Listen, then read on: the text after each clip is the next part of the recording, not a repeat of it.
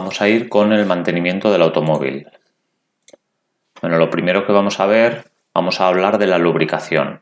La lubricación es el aceite del motor, es el que lubrica, y la misión de este aceite es interponer una película de aceite entre las piezas metálicas que rozan, de forma que evitamos bastante desgaste del motor. También actuamos como refrigerante porque van enfriando un poquito esas piezas a las que toca y a su vez evita la dilatación excesiva de las piezas. El circuito del aceite funciona de la siguiente forma. Cogemos el aceite de la parte más baja del motor, lo aspiramos con una bomba que está sumergida en ese aceite, lo filtramos con el filtro de aceite y luego lo repartimos a los diferentes sitios donde necesitemos presión de aceite.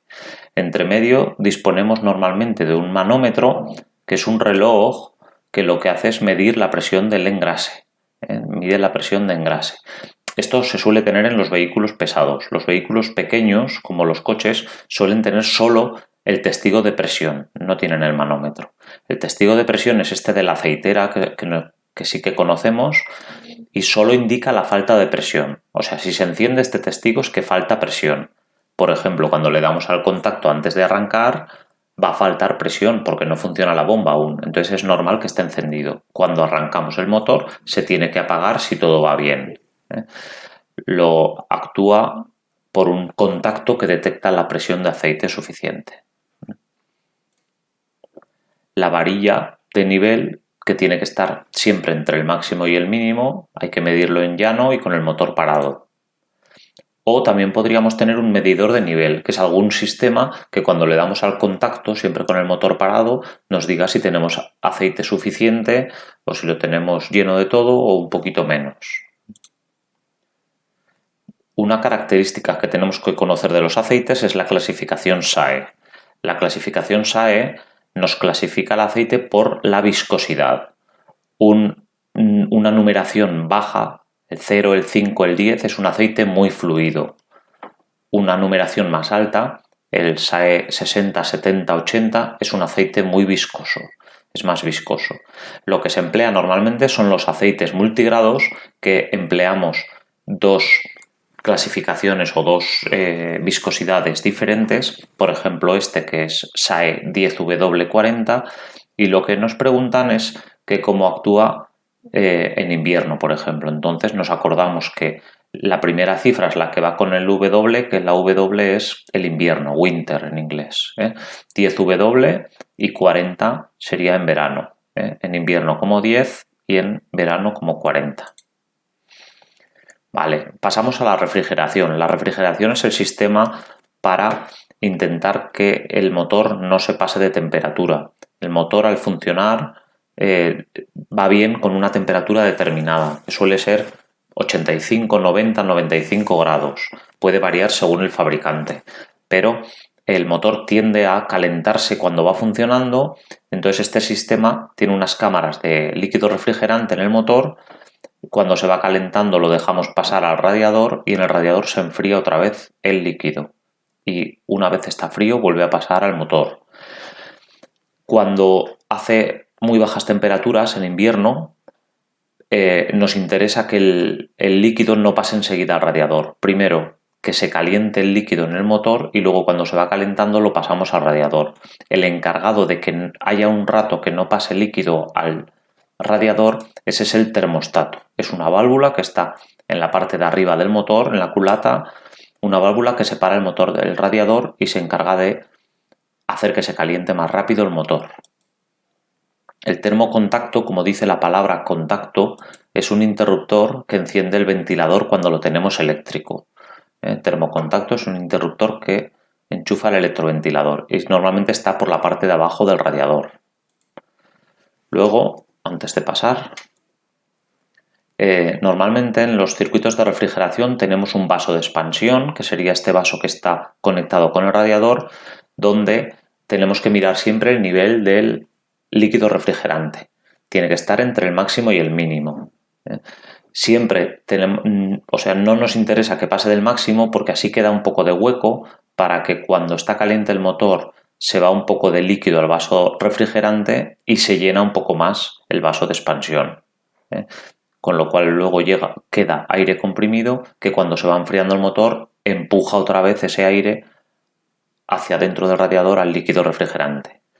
Con lo que en estos circuitos en principio no tendría que haber pérdida de líquido. Si pierde líquido es que tenemos algún poro, alguna fuga, algún agujerito en el sistema. Bueno, el sistema de alimentación, por un lado tenemos el sistema por donde entra el gasoil al motor, que eso sería el sistema de inyección, con los inyectores, la bomba inyectora, y por el otro lado tenemos el sistema del aire. En el sistema del aire, el aire entra a través de un filtro del aire que estaría en esta zona para que entre limpio ya. Luego tenemos un turbo que lo que hace es empujar el aire y para mejorar que se llene mejor el motor, el cilindro, después del turbo le ponemos un intercooler, que se trata de enfriar el aire que entra por la admisión. Me preguntan a veces qué es el intercooler, que es un radiador para enfriar el aire que entra para la admisión. ¿Y dónde está? Entre el filtro del aire y el cilindro, o entre el filtro del aire y lo que es el motor.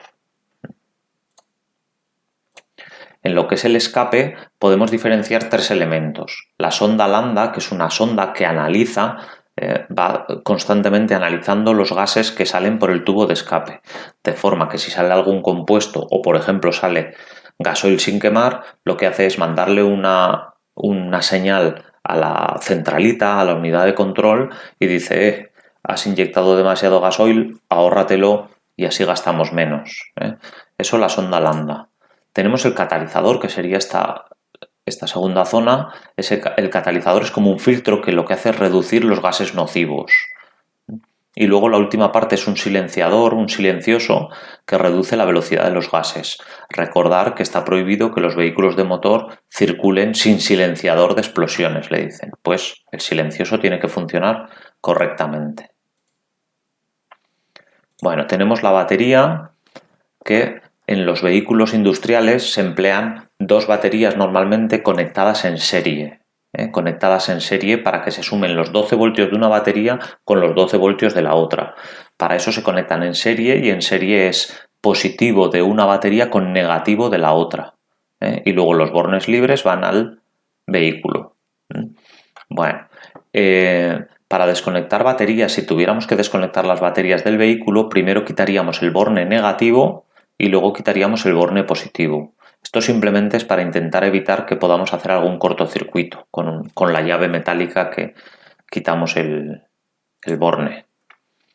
Las baterías, si tenemos aún baterías con mantenimiento, se caracterizan por tener unos tapones. Bueno, todas las baterías necesitan que estén más o menos limpias, que estén apretados los cables que se llevan la corriente de la batería, que se llaman bornes, y que no se sulfaten. Limpiarlos si hace falta con algún cepillo y recubrirlos de grasa blanda o vaselina que evita que se sulfaten y aparezcan unos elementos azules que estropean los contactos.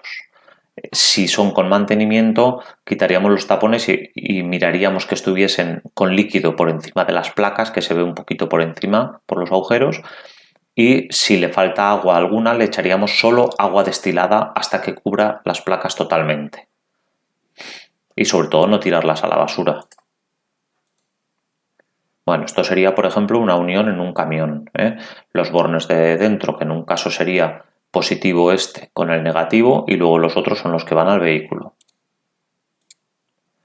Bueno, la potencia tenemos que es la cantidad de trabajo por unidad de tiempo, la cantidad de veces que trabaja en un minuto o en una hora, la velocidad a la que desarrolla el trabajo, con lo cual tiene que ver mucho con la fuerza que me da el motor, que es el par, y las revoluciones del motor. Lo que más manda son las revoluciones del motor. Un motor a más revoluciones, más potencia me da.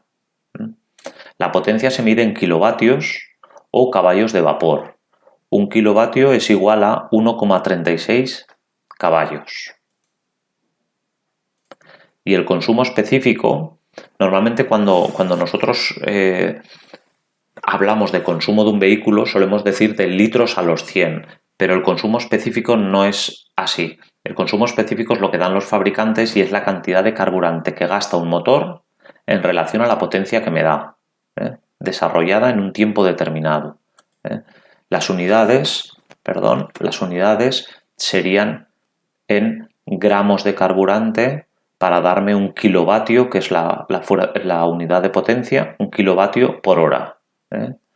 Gramos, kilovatio, hora. Bueno, con esto acabamos el tema del mantenimiento.